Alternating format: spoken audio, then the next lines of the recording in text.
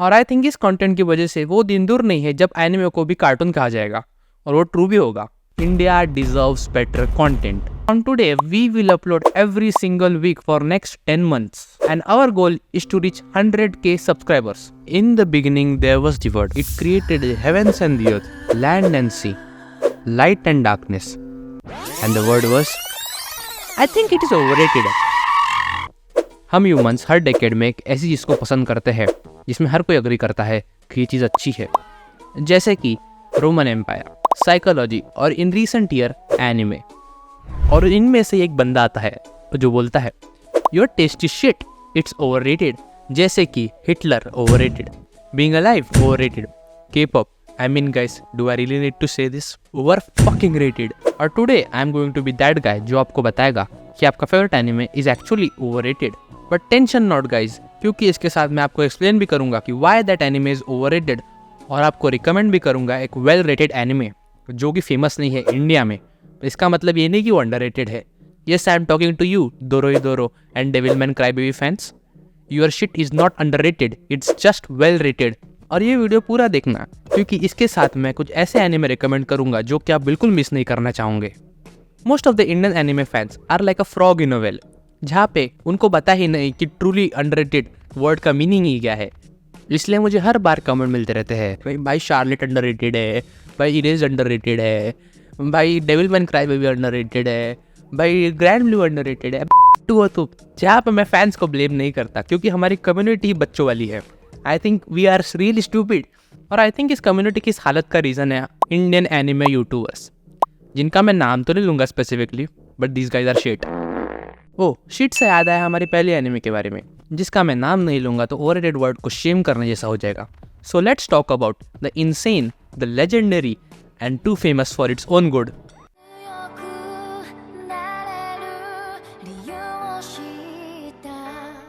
I think Demon Slayer की story के बारे में हम सबको पता है, पर for those guys who are living under rock, ये स्टोरी तांजीरो के बारे में है, जो कि एक गुड बॉय है, हार्ड वर्किंग है and is like by everyone. और उसके बाद एक इंसिडेंट होता है, and guess what guys, his family is dead guys, rest in peace. Here we go again. Okay, jokes aside, but I think Demon Slayer की जो problem है वो एक्चुअली सेम प्रॉब्लम है माई हीरो अकेडमिया से। The main character is too boring. और जब मैं Tanjiro को बोरिंग बोलता हूँ, इसका मतलब ये नहीं कि मैं उसके कैरेक्टर के बारे में या फिर उसके गुड नेचर के बारे में बात कर रहा हूँ, क्योंकि हमें हर स्टोरी में क्वर्क्स देखने को मिलते हैं। ये वाले क्वर्क्स नहीं, कैरेक्टर वाले क्वर्क्स, जो कि लेटर स्टोरी में कैरेक्टर का आर्क कंप्लीट करते हैं। फॉर एग्जाम्पल, नारुतो के अर्ली स्टोरी में he has a flaw that he is too scared to take action, और ये इशू उस आर्क का होल पॉइंट होता है। और नारुतो ओथ लेता है कि that he will never get scared and freeze up in a fight. और जब नेक्स्ट टाइम जब वो फ्रीज अप होने वाला होता है, he look at his bandages and the oath he took and decides to take action against something he is scared of. और यही होती है कैरेक्टर डेवलपमेंट और कैरेक्टर ग्रोथ। और ये इंपॉर्टेंट नहीं है कि कैरेक्टर की स्टोरी एक ही आर्क में पे ऑफ की जा सकती है। I mean look at One Piece. जब वन पीस में सांजी का कैरेक्टर इंट्रोड्यूस किया जाता है, तब हमें यह बताया जाता है कि सांजी एक ऐसा कैरेक्टर है जो अपनी लाइफ को वैल्यू नहीं करता अबव अदर्स। और ये स्टोरी का पे ऑफ होता है after 700 chapters into the series.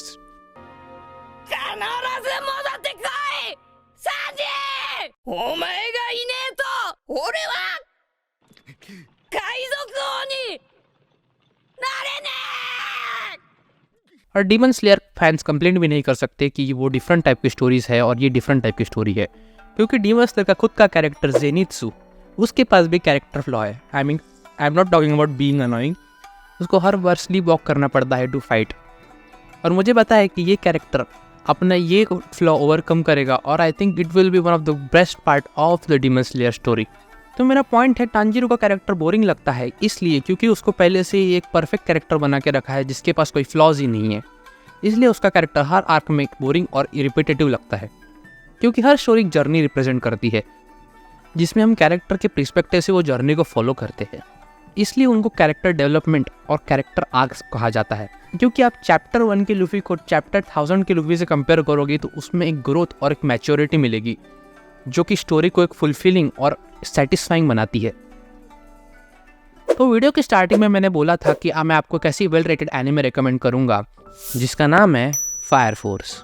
Fire force one of those anime है जो कि आई थिंक एक बैकस्टेज एनिमे है, hidden behind new generation anime like jujutsu Kaisen, black clover and recent year Boruto also. ये anime में spontaneous human combustion नाम का एक फिनोमिना एग्जिस्ट करता है, जहाँ पे ह्यूमंस रैंडमली बर्न होते हैं और एक वायलेंट क्रीचर में टर्न हो जाते हैं, और इसको कंट्रोल करने के लिए फायर फोर्स एग्जिस्ट करती है, जहाँ पे शिंद्रा एक यंग सोल्जर जो कि सांजी की फाइटिंग स्टाइल यूज़ करता है, उसको एक सिगरेट अनकवर करना है और इस वर्ल्ड की मिस्ट्री को भी अनकवर कर रहा है।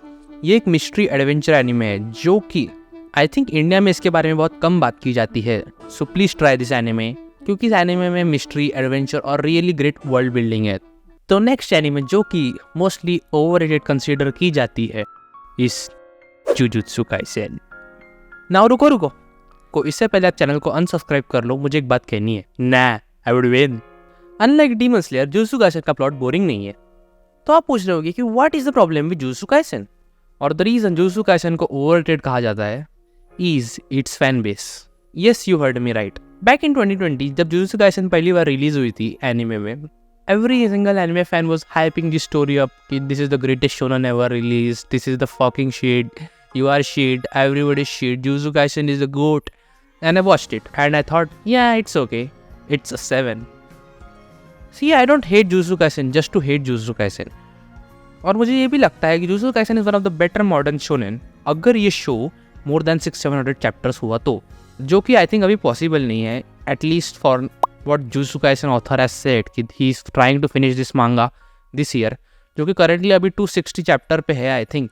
इवन तो Jujutsu Kaisen के पास इतना पोटेंशियल है, पर तो भी इसको ओवररेटेड कहा जाता है, इसलिए क्योंकि फैंस हमें हमेशा डिसअपॉइंट ही करते हैं। लाइक सीजन 1 Jujutsu Kaisen का इतना हाइप हुआ था, बट मोस्ट पीपल अगर जिन्होंने बहुत सारे एनिमे देखे और आप जिसकी Jujutsu Kaisen पहली एनिमे नहीं है would think that Jujutsu Kaisen was just okay, क्योंकि Jujutsu Kaisen का पहला सीजन ऑलमोस्ट 63 चैप्टर कवर करता है मांगा के, और अगर हम इसे किसी बिग शोनेन एनिमे से कंपेयर करें लाइक वन पीस, तो इसमें हाफ ऑफ बराटे रेस्टोरेंट खत्म हो चुका है। और इसके बाद जब 2023 में सीजन 2 आया तो I think manga readers must be happy because the Shibuya incident was one of the better modern shonen arcs that I have personally ever seen. और इसके बाद मुझे लगा कि जुजुत्सु काइसेन के पास पोटेंशियल है to become a long running big series, जो कि आई थिंक अभी इम्पॉसिबल होगा क्योंकि Jujutsu Kaisen is going to end this year. So I think मैं मांगा रीड करना स्टार्ट कर दूंगा, जो कि मैंने अभी तक पढ़ी नहीं है। और अगर आपको मेरे मांगा रिव्यूज चाहिए तो प्लीज़ कमेंट कीजिए। और नेक्स्ट एनीमे जो कि मैं रिकमेंड करूंगा, जो कि हाईली अंडर अप्रिशिएटेड है इंडिया में, और मुझे लगता है कि इसके मांगाका को गोट अभी से ही बोल देना चाहिए, क्योंकि ये एनीमे उतनी ही लेजेंडरी है, जिसका नाम है गोल्डन कामुई। यह एनीमे फॉलो करती है साइजी सुगीमोटो को, जो कि एक सोल्जर है जो अभी अभी वॉर से आया है, और वो एक एडवेंचर पे निकला है टू फाइंड आइनू गोल्ड। ये एनीमे इतनी अच्छी है कि आप वन पीस और विनलैंड सागा का मिक्सचर देख लो और उसको ट्वाइस कर दो। Yes, that's good this anime is, क्योंकि इस एनीमे में आपको वन पीस के लेवल की वर्ल्ड बिल्डिंग और विनलैंड सागा की तरह ग्रेट कैरेक्टर्स देखने को मिलेंगे। ऑनेस्टली ये एनीमे इतनी अच्छी है कि मैं ऑलमोस्ट शॉक टू कि किसी एनीमे या फिर मांगा यूट्यूबर ने अभी तक इस पर वीडियो नहीं डाला। तो गाइज प्लीज वॉच गोल्डन कामुई, क्योंकि ये एनीमे में आपको adventure, mystery, action, treasure Hunt, गोर, कल्चर ऑफ जापान देखने को मिलेगा। अगर आपने इतना वीडियो देख लिया है और अगर आप गोल्डन कामुई नहीं देखोगे तो मैं आपको फूल ही कहूँगा, क्योंकि ये एनीमे इतनी अच्छी है कि इसको खुद का स्पेसिफिक वीडियो डिजर्व करती है। Subscribe for that video. हमारी जो नेक्स्ट ओवररेटेड एनीमे है उसको मैं इतना डीपली जज नहीं करूँगा, क्योंकि ये एनीमे हमें न्यू स्टोरी टेलिंग के मीडियम को इंट्रोड्यूस कर दी है। Yes, I am talking about Solo Leveling. मैं आपको स्टार्ट में ही बोल देता हूँ, रीड मांगा, क्योंकि एनिमे और मांगा में बहुत बड़ा डिफरेंस है, और ये कंपैरिजन वीडियो है नहीं तो मैं उसके बारे में कुछ बोलूँगा नहीं, आप बाकी के वीडियो देख सकते हो उसमें। मैं पहले ही बोल देता हूँ कि मुझे लगता है कि ये शोर्ट मिड है, क्योंकि मैं इस एनिमे का प्लॉट 8 वर्ड्स में एक्सप्लेन कर सकता हूँ। It's a show about leveling to become the strongest. और ये इतना ही सिंपल है जितना ये साउंड करता है, क्योंकि ये स्टोरी मैंने ऑलमोस्ट पूरी प्रेडिक्ट कर ली थी जस्ट आफ्टर वॉचिंग एनिमे, इसलिए just read manga. It has better spacing and character introductions. मुझे ये स्टोरी बिल्कुल पसंद नहीं है, क्योंकि इसमें side characters as good as NPCs है, और इस सिंगल माइंडेड अप्रोच की वजह से स्टोरी बोरिंग लगती है honestly. Like I want to see interesting side characters, I want to see interesting villains and I want to see interesting plot, but ये plot इतना रेपिटेटिव है, मतलब जितना स्टोरी को हाइप किया गया, और आई थिंक इस चीज़ की वजह से वर्ल्ड रियल फील नहीं होता। बट एनिमे के बहुत सारे पॉजिटिव्स है जो कि मैंने बोले नहीं, क्योंकि मुझे लगता है कि एक over powered main character problem नहीं है स्टोरी का, क्योंकि look at One Punch Man. Like even though One Punch Man has a overpowered main character, मुझे लगता है कि One Punch Man के साइड कैरेक्टर्स और कास्ट बहुत इंटरेस्टिंग है और रियली वर्ल्ड को अलाइव फील करती है, रादर देन सोलो लेवलिंग की तरह लाइक पूरा वर्ल्ड एक ही बंदे के आजू बाजू रिवॉल्व कर रहा है। और अगर सोलो लेवलिंग कोरिया के मानवा को रिप्रेजेंट करती है तो ये शो चाइना के एनिमे को रिप्रेजेंट करता है। This is scissor 7। सीजर 7 के वर्ल्ड में एवरी असैसिन को रैंक दिया जाता है, जिसमें हमारा 7 मेन कैरेक्टर एक फ्रीलांस असैसिन है और बार्बर भी है, जहाँ पे उसका रैंक 7369 होता है। अगर आपको सीरीज लाइक साइकी के मॉब साइको या फिर वन पंच मैन पसंद है तो आपको ये सीरीज डेफिनेटली देखनी चाहिए। I think it's one of the most underrated anime India में एटलीस्ट। अगर आपको मैं कन्विंस नहीं कर रहा हूँ तो आप ये सीन देख लीजिए।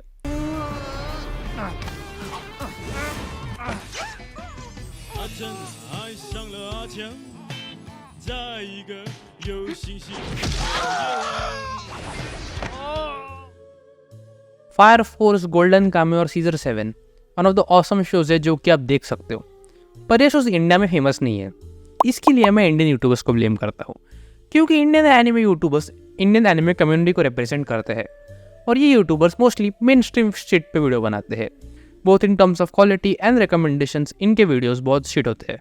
आई मीन वर्ड शिट को भी शिट बोला देते हैं। अरे काइजू को मिलकर खत्म करते हैं। हम साथ रहे तो किसी चीज का डर नहीं। दूर पश्चिम की तरफ, समुद्र से आगे।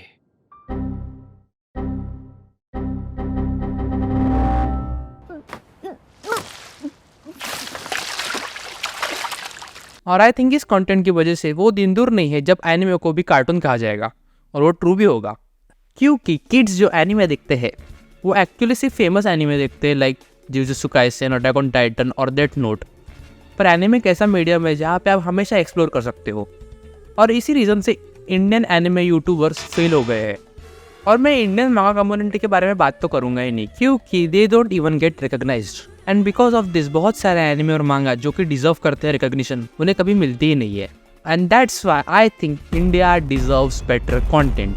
बिकॉज अगर आप कंपेयर करें इंडियन एनिमे के वीडियोस को किसी और अदर यूट्यूबर जो कि आउटसाइड ऑफ कंट्री से है, तो आपको डिफरेंस पता चली जाएगा। Quality, output, even their research is better than hours. But don't worry guys, because from today we will upload every single week for next 10 months and our goal is to reach 100k subscribers, जहाँ पे हम हर week unique और creative content provide करने का try करेंगे and to grow community of people, जहाँ पे इंडियन एनिमे कम्युनिटी को क्रिंज नहीं कहा जाएगा। और इस चेंज को स्टार्ट करने के लिए आप अपनी फेवरेट एनिमे और मांगा रिकमेंड कर सकते हो in the comment section below. And this is ADHD signing off.